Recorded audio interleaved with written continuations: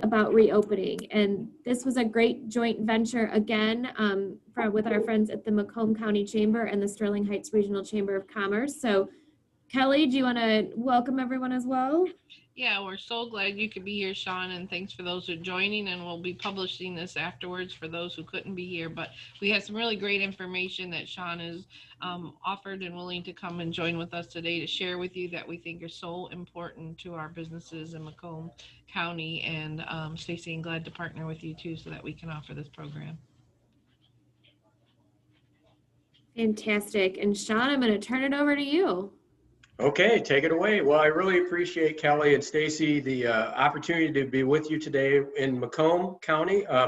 It was an area that we definitely wanted to touch base with for a couple of reasons that I'll cover, but certainly want to always be available anytime. So even as you do follow up, if folks want to have more of these webinars, if they want to get more specific on industries, we are happy to do that. If you don't follow our Department of Labor right on our COVID workplace safety website, which I'll talk about briefly in a while, there's a sign up spot there to really, make sure you're keeping up to date and having a chance to join us for these. We like to do live Q&A sessions, which are very interesting because they literally are live questions. And we do pretty well at answering pretty much every question that we get with some follow-up here and there as things come up. But I can tell you that we're working really hard to make sure that you and your members have the tools that you need.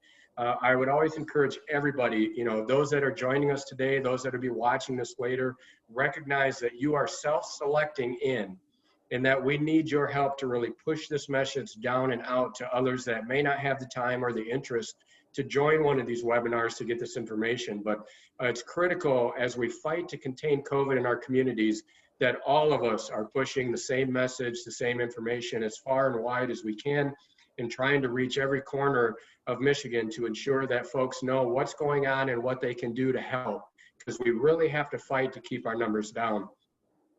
So as mentioned, I'm Sean Egan. I'm the Director of COVID Workplace Safety for the state of Michigan and the Deputy Director for Labor in Michigan's Department of Labor and Economic Opportunity. That includes oversight of MIOSHA, the Workers' Compensation Agency, the Wage and Hour Division, and the Bureau of Employment Relations. So certainly a lot of areas of interest for employers out there and a lot of work that we're doing. As we've been working through the COVID crisis, certainly MIOSHA has been a primary vehicle to put out the guidelines and enforce those requirements as it relates to workplace safety to keep your employees and our community safe. And we say it that way because, as you know, typically MIOSHA is primarily an employee safety, employer training type organization, but a lot of these tools are designed to not only protect your employees, but our communities as a whole. And it's just absolutely critical that you understand what you should be doing, and we will help you apply. I can tell you that MIOSHA's mantra has been and continues to be educate before we regulate. The goal is always to get the word out to make sure you have the tools that you need. They have a great consultation team and program there to help you in all of this, and they have some other tools that I'm going to share with you today as well.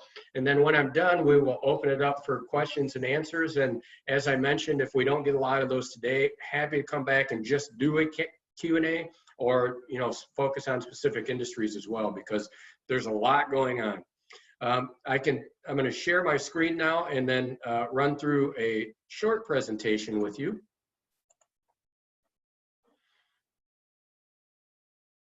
And move. It always puts the video window right where you want to click your presentation button. So I can tell you from the outset with COVID, the governor's made it absolutely clear she'll do what it takes to protect working Michiganders and Michigan families as a whole, and that Safe Start plan moves in both directions. At the same time, the governor and the Department of Labor and other departments are really focused on this concept of getting businesses open and staying open. And in order to do that, we really have to focus on these workplace requirements, these other public health requirements that you are dealing with. And we recognize that it's the novel coronavirus, right? Meaning it's new. That means that none of us know how to deal with it exactly, and that none of us have the immunities for it. So we really have to come together to fight this virus, keep our numbers down so that we can, in fact, get open and stay open moving forward. Because as I mentioned, the governor has made it very clear that that Safe Start plan can move in both the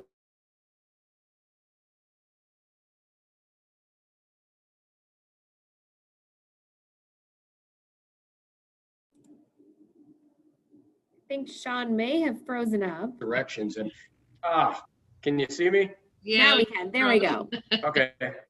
I ran into this every once in a while. I run into this, so I apologize. And make sure you say something right away, because I will talk forever before I can tell that you're all frozen. I apologize for that, but I can't control the internet. So we really wanted to engage with Macomb because, as you know, you had some very significant increases in your COVID cases and your percent positivity. Now we're starting to see some good trends in Macomb coming back down, but there's still a lot going on there, and there's a lot going on in other places. So we're not just picking on Macomb, but just want to really highlight how critical it is that everybody's engaged at this moment in time, because the Department of Health and Human Services now posts outbreak data on that coronavirus website, and they're tracking 29 different outbreaks in the Macomb area. Now that region's a little bit different than the Merck region that you're in. So it's Macomb, St. Clair, and one of the other counties right by you. It's not all of Detroit and everything else. So this is up in your area, and 13 of those are in workplaces. There were 4 new work outbreaks the week of the 10th, and 2 of those were in workplaces as well. So COVID is getting into the workplace. We know that that is going to happen. You know that it's going to happen. And I always try to remind everybody, do not be afraid to engage with me or MIOSHA or the public health departments, because an outbreak does not mean you did something wrong. It just means that COVID is in our communities. And as these numbers continue to stay high, now you're trending down, it's looking better, you're still in that high category of cases, and the positivity rate is still quite high at 5.9. I think that actually ticked a touch lower again today, but that means that COVID is very prevalent in these communities, which means it's that much more critical in our workplaces that we're following those steps and practices, because the best tool you have is to keep COVID out to begin with, because you really want to try to manage that the best that you can. Now, as I mentioned, just because it happens in your workplace doesn't mean there was an error, and you shouldn't be afraid to engage to make sure that if you can do other things, that we can help you find those or what you need to be doing. I will tell you, I've been a little bit surprised and dismayed a little that some of these outbreaks, and a significant number, are happening in offices. Now, we should be continuing remote work to the maximum extent that we absolutely can. I know that the Safe Start executive order says that work that can be done remotely must be done remotely. The workplace safety one says to the extent possible. So what we'd really be looking for there is, we're going to rely on you to make those determinations, but keep pushing that remote work. And if you're in the workplace, understand that meetings, you're going to have to wear masks, and you can't have more than 10 trainings, no more than 10, all of that stuff is still in place there. So make sure that you're pushing that. We're seeing a significant trend right now in the manufacturing and construction space. Again, as COVID becomes more prevalent in our communities, that makes it more likely that it's going to creep into the workplace. But we'll talk about some of the things that you need to be doing to try to help that. But Macomb, like many counties, have been seeing these spikes, and the trends are looking good now, and we got to all really focus in to make sure that that works well. And the reason that we're, and if put on this lens that I'm going to share with you on how we look at these workplace rules and requirements on why they're there, this will really help. So what we know is from the science is that about 40% of the spread of COVID is coming from asymptomatic people, and another significant percentage is coming from people that are pre-symptomatic. So these are folks that feel fine. The asymptomatic folks will always feel fine, and they're going to be carrying this virus and spreading it around without knowing it. And then what we do know is that it transmits largely and continually through large respiratory droplets and aerosols that we create when we talk, sneeze, cough, sing, you name it. They're coming out of us, and that's why these face coverings are so important. So while there's a lot of noise about COVID and the science and all this and that, there are 3 things that have remained absolutely static throughout this crisis, and that's the need for good hygiene, because as those droplets and aerosols are created, they're going to land on surfaces. And if we touch those and touch our eyes, nose, or mouth, we can contaminate ourselves. So if we're practicing good hygiene, we can cut down and mitigate that risk. If we maintain social distancing, that's going to give gravity the time to take these large respiratory droplets down. Some of the aerosols we're still focused on because they can go further, but that social distance is critical. And then wearing face coverings when we can't maintain that, to make sure that we're pulling any potential droplets or aerosols back closer to us. Now, face covering protects you from me. It does not protect me from you. So it's not necessarily quote unquote PPE because it's not actually protecting the employee. But if we're both wearing those, it really cuts down on our risk of transmission by some estimates as much as 70%, which is why it's so critical. And from this little graph here, which is available on our website, you can see that when we had the stay home, stay safe order, we had practically no chance of transmission of COVID because we're practicing the ultimate social distancing. We're staying in our little bubbles with just our family and household, and we're not engaging. Now, one thing I always remind everybody is, we have a lot of workplace and restrictions on gyms and restaurants and stuff. It's not those locations that are necessarily the challenge, it's that we're there and we're congregating, and it makes it hard to maintain that social distance. So our lowest chance of transmission comes when we're still maintaining that social distance and wearing face coverings, because we're pulling that virus right back close to us and really shrinking the distance that it can travel. And then we're still low when we are both wearing face coverings, even if we're not able to maintain that social distance. So when we look through the workplace requirements and expectations, thinking of those things, the face coverings, the social distance, and the hygiene are really, they flow throughout all of them. And that's really what we're trying to do here is break the chain of transmission. So when we see a 5.9% positivity rate or something that's prevalent in our communities, we're trying to break the chain of transmission by using these mitigation tools to stop the virus and slow it down. And we know that while it's moving through different parts of our society right now, this is still a very deadly virus and something that we need to pay attention to and really focus in on as a community. So there are tools and resources. You have seen these, the Mask Up Michigan campaign that DHHS has put together. This website, we have this link here because we really need you, not only with your employees to reinforce and push that behavior to wear those face coverings because it's required, push that in the communities as well, because we're not, the challenge with sort of bad actors in this space is that by the time they're found, they've already committed the bad act. And the community transmission is going to go up, and it puts our public health departments and our DHHS and our governor in a very difficult position where they're having to make tough decisions that are going to impact all of us. So it's not just finding that one, it's on all of us to really push this message down and out, because it's going to make sure that we get open and stay open. So from the state level, the expectations are pretty simple. Follow the executive orders. Make sure you're putting forth a good faith effort to adhere to the guidelines that are out there. Make sure you're training employees out on COVID workplace safety requirements, things you're going to do, how it spreads, why they wear face coverings, that kind of stuff. We have these tools available I'll touch on in just a minute, but the information is there, and just make sure you're trying. It's a novel coronavirus, meaning it's new, like I mentioned. We're learning together and we're developing these tools on an ongoing basis. We understand that employers, for most, having this kind of stuff going on in their workplace is very new. So, if you're not 100%, 90 is good, 80 is good. Make sure you're putting that good faith effort in there to do what you got to do.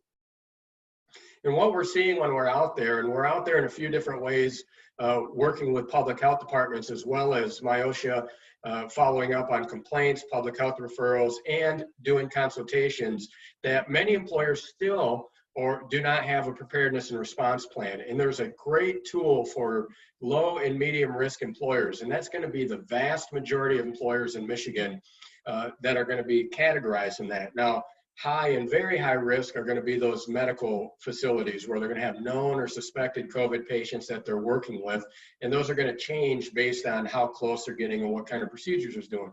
So for the rest of us, like a bar, a restaurant, a gym, a fitness center, a retail store, just about every other employer, golf course, you name it, is going to fall in either that medium or low risk category. And that's going to depend on how much interaction you have with the general public, how close your employees work together, and those types of things. And we have a template there that MyOSHA created for a preparedness and response plan, which is going to include all of the things that you need to have in place, as well as almost a step-by-step how you do it, and a lot of fill in the blank spots for pieces that you'll need to have in there. So that tool is there if you don't have one. You do not have to use ours if you do, but if you don't have one, please go grab that tool and get to work on it, because that's really going to be the key to the whole operation for you. And MyOSHA is going to ask to see it. If they get a complaint and they're doing an inspection, they're going to ask you for your plan. So you're going to want to make sure you have that. And that'll cover some of the training that you have to do as well. We do have some training tools available. We have a lot of guidelines available that I'll get to. We're finding a lot of employers are still not doing daily health screenings. That is absolutely listed specifically in the executive order for all workplaces, that you must conduct a daily health screening questionnaire. And I'll give you a tool in a minute to help you do that. But the goal there is to, as I mentioned, eliminate COVID from the workplace altogether, because that is the absolute best tool for you in any workplace safety situation. The goal is to eliminate the hazard if it's possible. And with COVID, we know that people are still going to be asymptomatic. They're going to get through those health screenings because they feel fine, and they may transmit in the workplace. And that's why I say it. An outbreak is not an error, because this is going to happen. When we're seeing some employers still not really getting serious about the face coverings, when social distance can't be maintained, or they're in a public space or something like that, and then not posting signs. And certainly the face covering and the signs those are pretty easy ones. I mean, if you're not doing that, it's going to be hard to say you're putting forth a good faith effort, right? So make sure you're doing those and working towards these other things if you're not already doing it. And we have piles of materials available for you at our website at michigan.gov COVID workplace safety. Everything on this site was MyOSHA created in coordination with our communications team. There is a set of guidelines for every industry that's been named in an executive order. And if you were not named, there are general industry guidelines that would apply to you. So everything you need is right there in those guidelines to really explain the executive orders and the CDC requirements. And if you are named, the general industry ones are already included in your presentation, plus the specifics for your type of industry. So as an example, for gyms and fitness centers, it would show all those general industry requirements, as well as those specific to the gyms themselves that they need to be doing. And that is the number one stop for you to check out what's expected of you. I always ask that when you go through that, understand like these are the requirements you'll be held to, but also try to do more. If you can do more, think about how your business operates. So a bar or a restaurant, you're supposed to be closing those waiting areas. Think about what you're going to do if customers start to line up outside your door, because anytime we invade that social distance and not wear our face coverings, we're potentially transmitting COVID around our community. So, we may not have that requirement in there, but think about it. Think about what you can do in your workplace to make it more safe for your employees and your customers. We have posters there and videos. We have a talk-through presentation on the general industry guidelines for both employees and employers. We have fact sheets for just about every industry. We have those available in alternative languages as well. We have signs available in alternative languages. One of the requirements is that you provide the training and postings in languages that are common to your workforce. So we have a pile of different language options in there. And other tools. So, this is going to be the spot as executive orders come out, as things change, that we're going to update the information. And I was asked previously, like, how often should you check?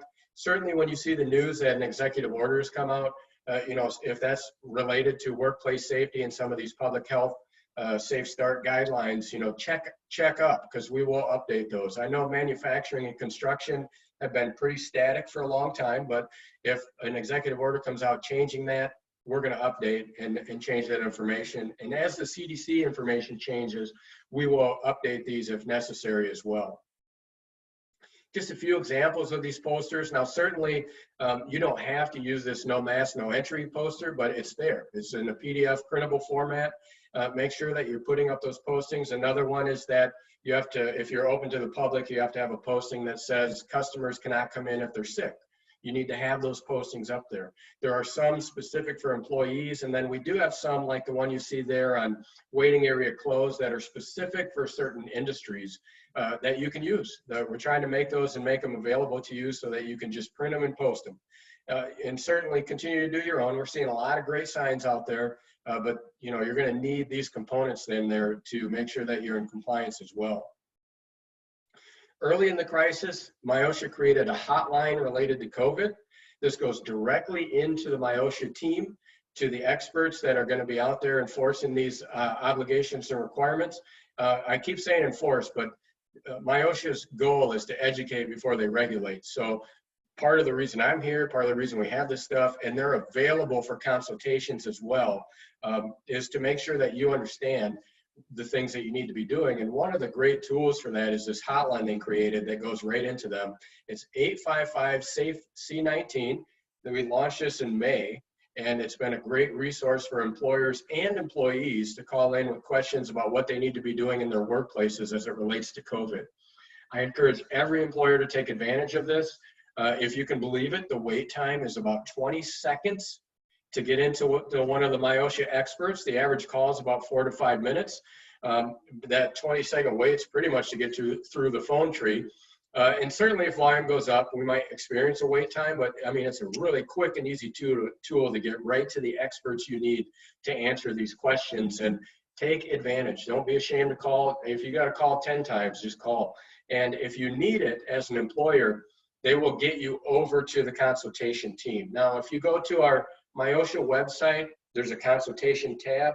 You can actually request a consultation from the experts there, and that's an education only piece. There's no penalties or citations issued if they come out. They can do that with you on the phone or in person, depending on what it is you need and the type of, you know, if it's just some questions, they'll probably do it over the phone. If they need to see something, they'll come out. They don't share that information over to the enforcement side of MIOSHA, so it's a great tool. And if you use this hotline and you need that level of service, they'll get you over there. So this is a great place to start. And then for employees, they can call here too, and if it's necessary, they would get them over to the complaint side if that's necessary. So wonderful tool. Make sure you're using it. It's going very, very well. Wait times continue to be low, and they're getting through those questions pretty well. So I know we're all individuals, but as you can imagine, we all have very similar questions as it comes to relates to COVID in our workplaces. So they're getting pretty quick on being able to get you exactly what you need over there. So make sure you use that. We launched a month ago, maybe, I think, some safety grants. That was part of an appropriation in the beginning of the summer.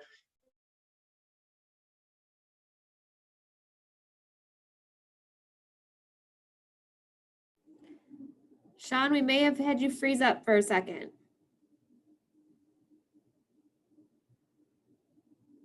Nope. Now it looks like we may have lost him completely. Give him a second to come back.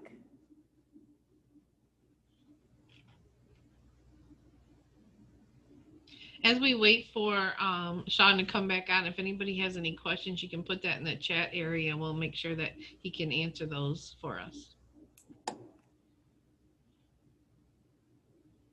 There he is. Nope.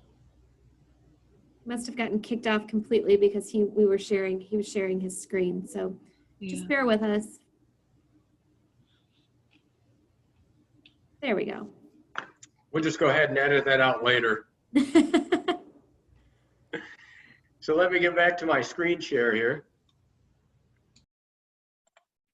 And I apologize. This is technology makes our lives easier. So, at times it makes it interesting too. So what I was saying though, is that we have, if you've applied, we're working through this. These were up to $10,000 matching grants for PPE and other things to make your workplaces more safe.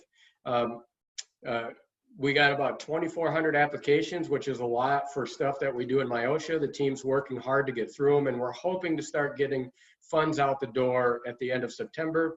We'll see if there's a potential for a second round here, and we'll definitely make sure that Kelly and Stacy know if that happens.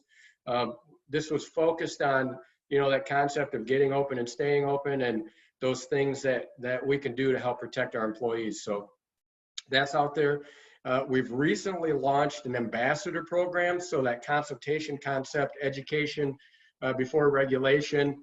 These are some of our consultation folks. We've trained some other state of Michigan employees, and we're working to expand this to an even larger group of people working on this. But these consultants are they have a checklist. They're gonna focus on those businesses open to the public, and we're doing that because we call it, or I call it at least, they have a heightened community transmission risk just because you have less control over who's coming in and out. And so the requirements in there are going to be a little bit harder and stronger to make sure that we're cutting transmission. So these consultant folks actually will have an assessment tool, which is available right on that same website. There's a link there for the Ambassador Program Toolkit. It's got everything that they're going to have with them. And it includes an assessment for those types of locations that runs through the requirements of the executive order. They're going to consult with those workplaces and those employers to talk about things they're doing in that location.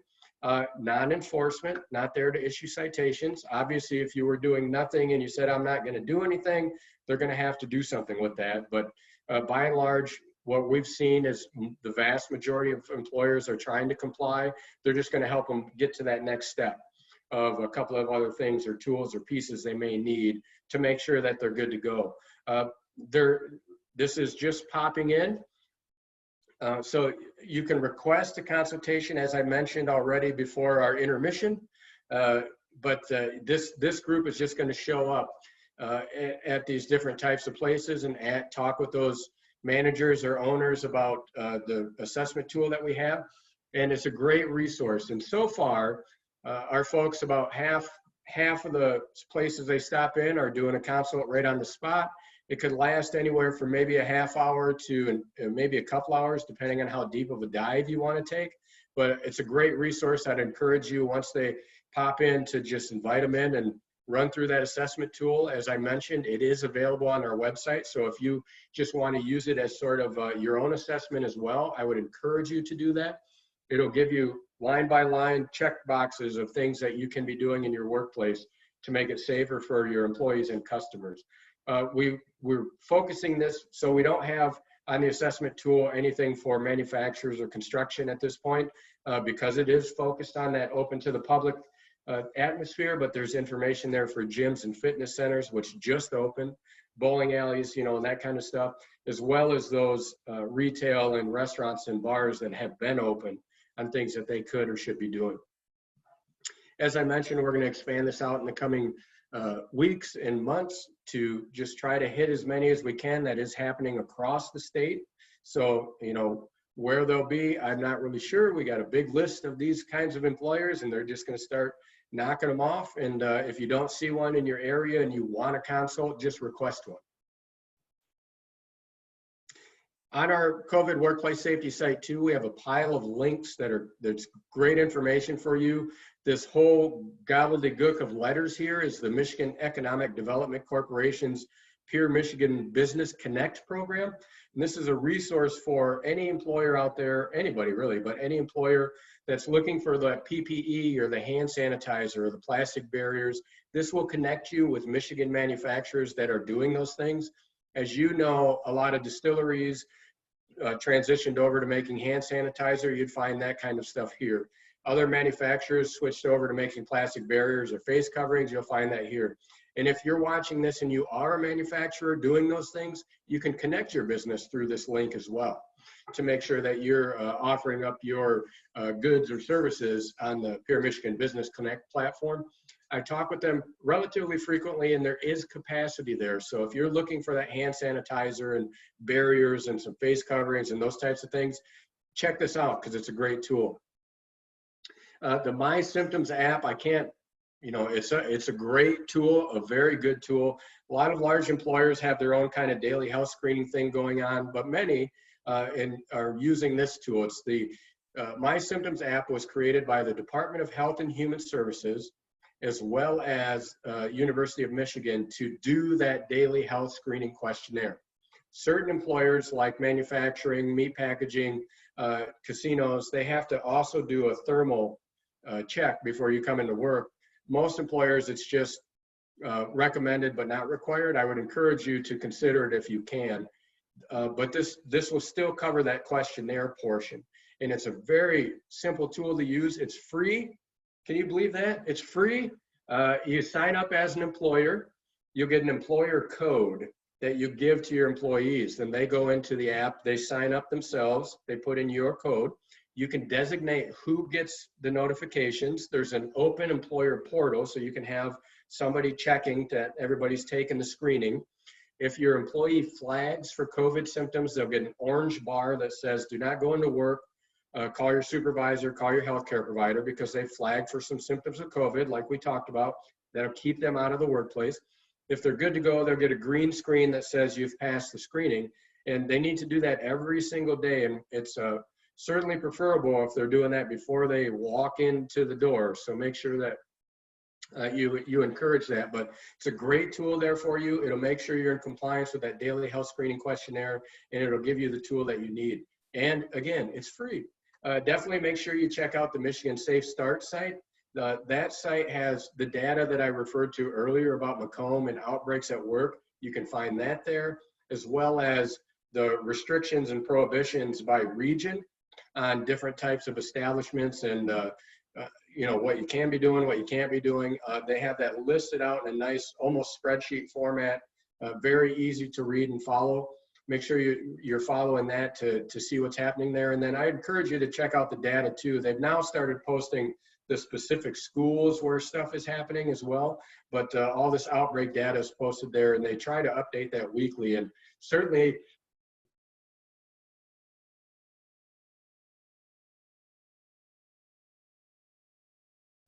excuse me, areas of focus, but that's a great resource for you. And then again, that Mask Up Michigan site, to make sure you get the flyers and other things that you need to help really promote this masking piece in our communities, because that looks like the critical piece to making sure we're keeping our numbers down and just continuing to encourage that behavior so that we're protecting working people, we're protecting business owners, and we're protecting our communities at the same time, so that we do in fact get open and stay open, as well as keep our numbers down so that we're not putting Michiganders at risk.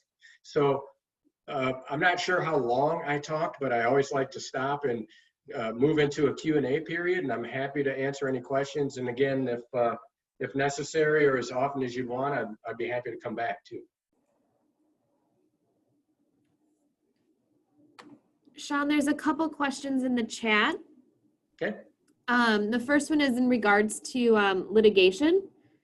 We know that litigation is inevitable, but has there been any legal action against a business if an outbreak is determined to have originated in that business? So within the workplace safety space, this wouldn't really apply to us. I'm not aware of any that have happened that way. Certainly for employees, I wouldn't call it litigation, but we've gotten a ton of complaints. MIOSHA's complaints are up about 500%. We've actually had more since March than we had in all of 18 and 19 combined.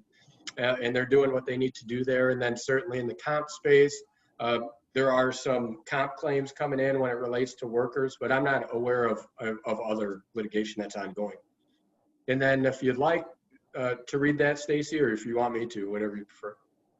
Oh, go ahead. This one is, when referring to a workplace outbreak, are you referring to office employees or referring to customers from a bar and restaurant?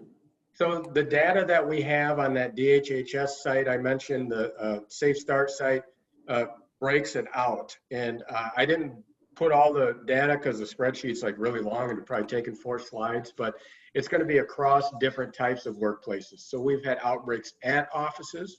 And their data counts an outbreak as 2 or more cases from a single event. So it could be 2 people, it could be 100 people, but it would be an outbreak. And it won't count individuals. So if there's not 2 or more from that same event, I mean, you can have an office with a lot of people that have COVID that might not fall into the COVID category as well, or the outbreak category as well, just by the way they count the data. But that's in offices. That is employees in bars and restaurants. There are a couple that are related to customers. More have been related to employees than customers. So be mindful of that. But they break it out by manufacturing, construction, employees in bars and restaurants, employee or customers, offices, you name it. It's all listed there pretty well. And I would encourage you to take a look at that just to see what's happening. As I mentioned at the outset, when we see our percent positive and our cases going up in our communities, it makes it more probable that that's going to be carrying into the workplace. So we really got to hunker down and push the masks and everything else to make sure that we're cutting that chain of transmission.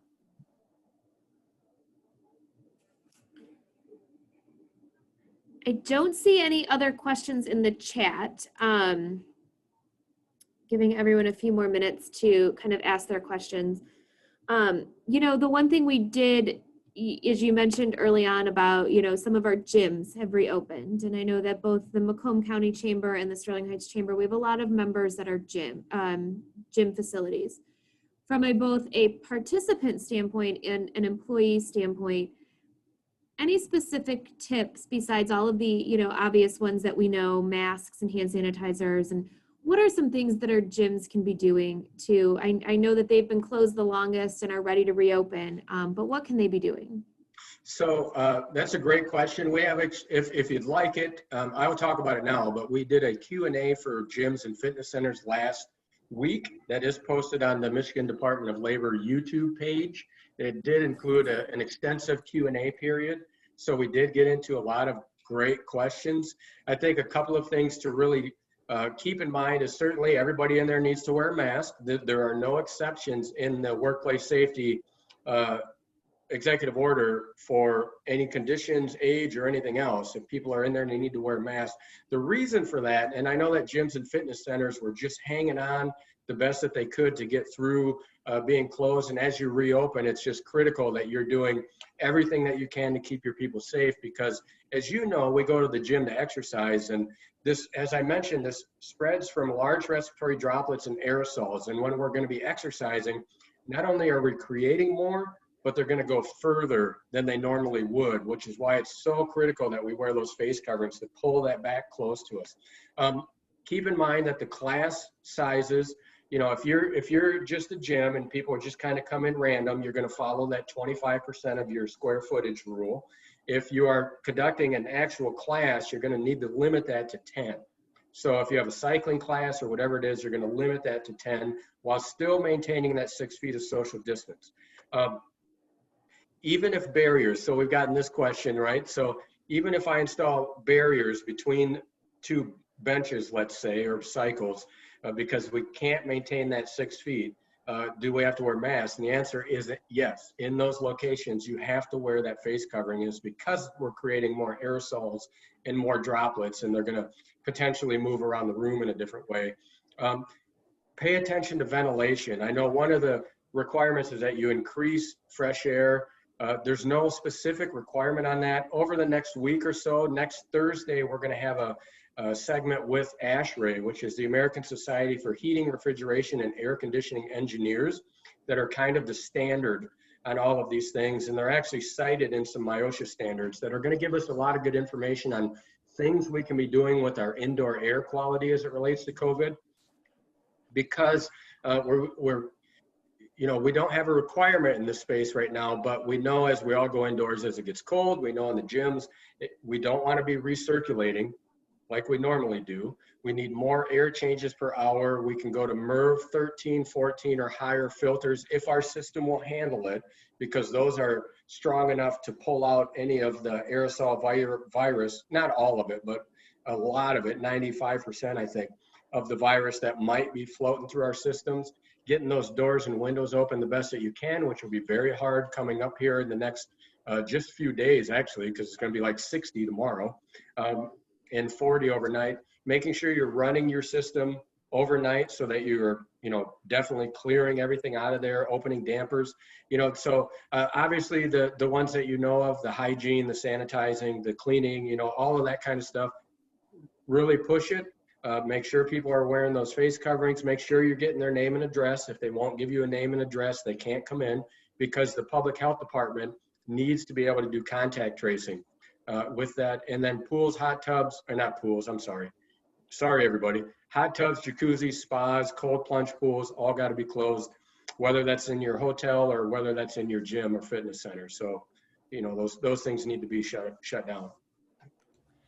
I took my first fitness class yesterday night with a mask on, and I have to tell you, it was not as bad as I thought it would be.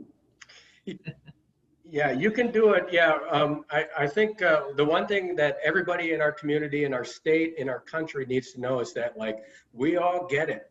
We're not in love with these face coverings either, but that really, the science is telling us, if it cuts transmission by as much as 70%, that is the tool to really keep these numbers in check. And we understand that in workplaces, it's hot and not comfortable. We understand at the gym, it's not ideal, but it's just really the critical path for us to contain COVID and make sure we get open and stay open. Sorry, Kelly, go ahead. Sean, can you talk to us a little bit? I know you have talked to Stacy and I personally, but when we talk about going outside, as our banquet centers and some of our restaurants get creative and put up a tent, what are the specifications for that? Sure.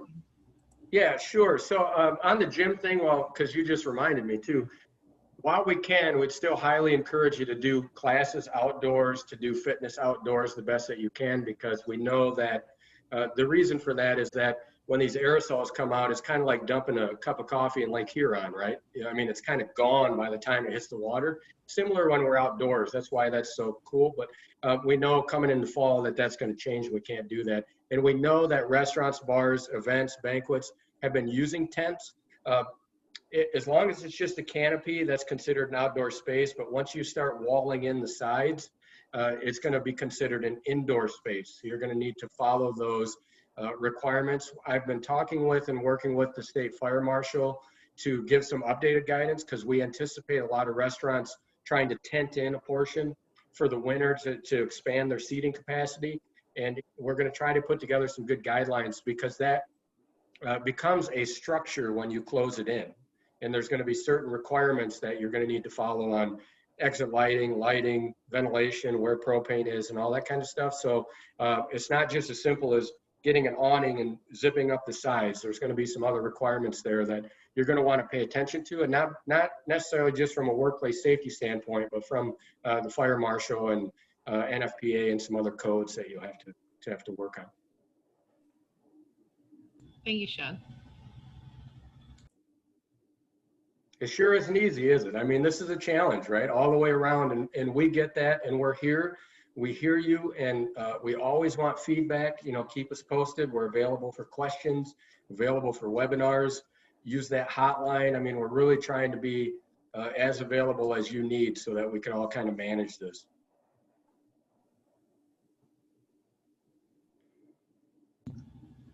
Any other questions? I don't see any other questions. Sean, we appreciate your time today. As we said, we'll be recording this webinar. We'll share it.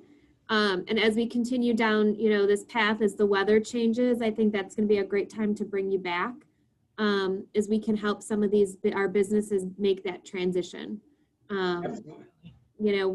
are lucky enough to have 4 seasons, and it's to our detriment right now too. So again, thank you all for joining us today. Kelly, any last words of wisdom? No, I think we got some great information, and we look forward to having you back, Sean. Thank you so much. Thanks for everybody for attending. Yes, have a great day, everybody.